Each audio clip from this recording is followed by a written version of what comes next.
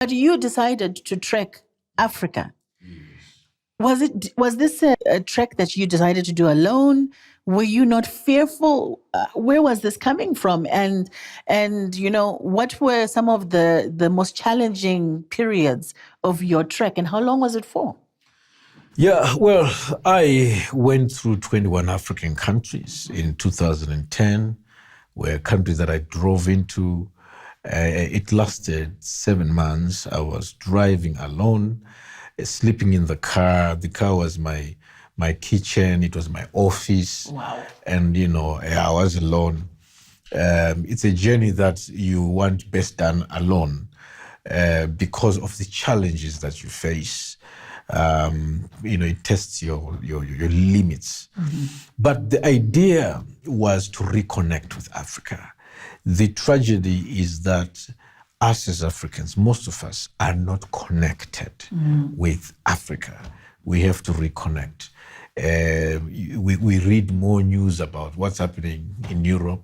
We educate or get educated more about, what's happening. In fact, most of our kids are learning more about World War than African history. Right. These are things that gotta change. So I traveled to reconnect, and this was the best decision ever because I reconnected with Africa and the conviction to, to change my name, to change my perception, to change my opinion, and embrace full throttle being African.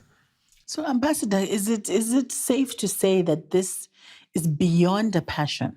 This is truly a calling that you have, because I think looking at your history, it's something that you may have started at a young age, but it's now even transcending into the job that you are currently holding and the project that you're currently working on. Maybe you'd like to share a bit about that. It's the life. I know nothing beyond that. Talking Africa, sleeping Africa, eating Africa, and how we can make our continent, our place, the best place to be. Mm-hmm. And I've worked and helped come up with the Africa Fact Book, which is really the Bible of Africa finding itself. The title of the Africa Fact Book is Busting the Myths that Africa has no history, that Black people cannot think, the myth that Africa is all about 4 things: corruption, darkness, hunger, and poverty. Right. If you turn on your television and watch some of these international news channels, it circulates around these 4 themes. These are the myths that we are busting. The myth that Zimbabweans, local indigenous people, did not build the great Zimbabwe. These are myths that we are busting. As gorgeous as that place is. Well, absolutely. And then when you look at the Museum of African Liberation, it's a vehicle for Africa to take pride in the achievements that we have performed. Africa is a place of achievement, so many achievements, but not stated, not spoken.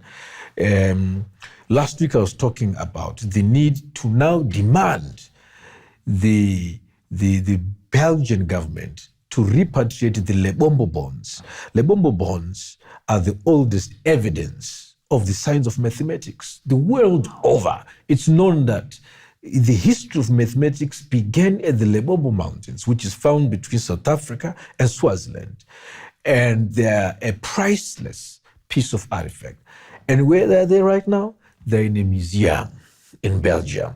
You look at even the science of studying the space, which was launched and pioneered by the Dogon people of Mali. Africans were far ahead in these sciences. And now today we are being lectured, on these things. So we have to talk about these things and introduce them into our schools so that our kids can come out of those schools. So the Fact Book and the Museum of African Liberation are educational tools, for the reclamation and repatriation of African identity and pride. Can I tell you my story?